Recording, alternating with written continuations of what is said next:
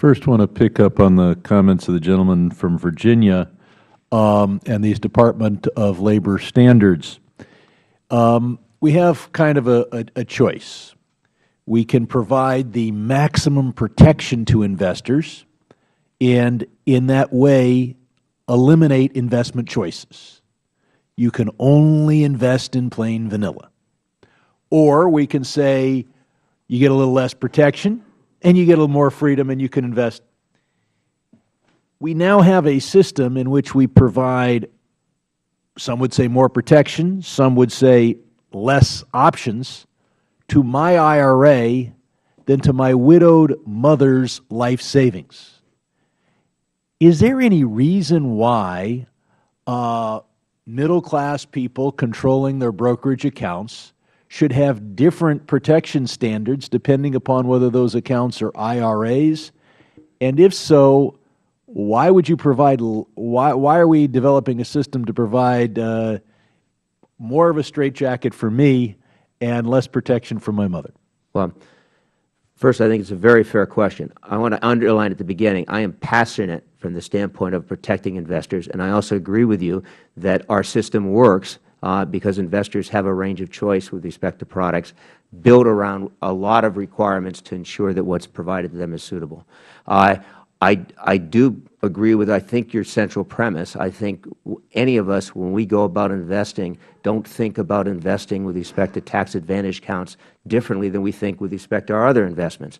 And I think that a proper environment that properly protects investors, builds the right level of disclosure, requires the right focus on, with respect to the industry in managing their conflicts and ensuring those conflicts don't result in recommendations that harm investors, should look across products. And that's why I have tried to say that I believe the right direction forward here, with great confidence in Chair White, is for the SEC to look and reach its determinations as Dodd-Frank provided the capability across all products. I would hope that the agency that could provide the same level of logical protection and or options to both the IRA account and the widow's savings would step forward.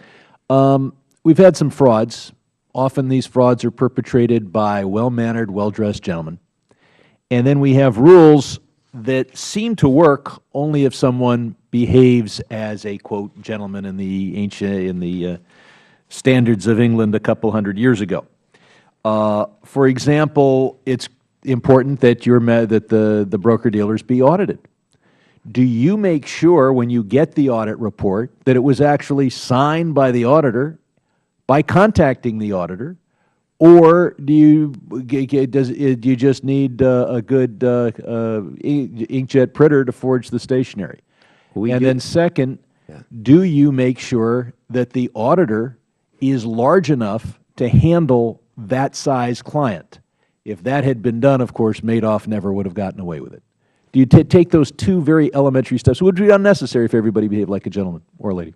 Well, audits are important. I think the exams we produce do you do those two steps? We do check with respect to the auditor. The PCAOB does have requirements as to what required levels of audits are and register auditors at this point. We don't have any rules that restrict size of auditors with respect to. Well, the accounting profession has a rule. It says you got to be independent. Right. You got to be big enough to do the job. You got to be big enough to do the job without that job constituting 50 or 80 or 100% of your fees that you can generate in a year. So one person CPA firm can't do it. So you make sure that the auditor signed the report. You don't just look at the piece of paper and think that's good enough. No, we don't go back to each auditor. You don't bother because you trust everybody. If I can clarify, the PCAOB has a regular oversight coming out of Dodd-Frank with respect to all auditors. Yes, but they don't make sure that the report was actually signed by the auditor. It's just all you need to do is steal a piece of stationery. Well, it shouldn't be that tough if your name is Madoff. But let me also ask you, you've got this broker check system. Yes. You got a lot of people. You're asking them about their bankruptcy, possible bankruptcies, criminal convictions, et cetera. When I've got a tenant, I can spend $50 and use a commercial service to make sure that the person reporting to me is telling me about bankruptcies, unlawful detainers, criminal. Do you use that, or is it just, or do you just count on the broker to tell you about these matters? No, we do both. The Commission has now approved a rule that requires additional broker checks by the broker at the time that an employee comes in. And we do exactly those reviews and have just completed reviews of that across the entire broker check database. And do you have an integrated system, since many of the people who are with broker-dealers are also involved in other investments like real estate, insurance, et cetera? Do you have a centralized system of all those who have been disciplined by the various state regulatory bodies that deal with real estate agents, insurance agents, et cetera? Those disciplinary reports are required to be reported as part of the U4. We'd love to have a unified system, but we don't have the jurisdiction to do that. Well, I mean, do you contact each state and get the data? The firms are required and the brokers are required to put it in. We would love to have, and we have proposed, the states have been unwilling to have a uniform system. The gentleman's time has greatly expired.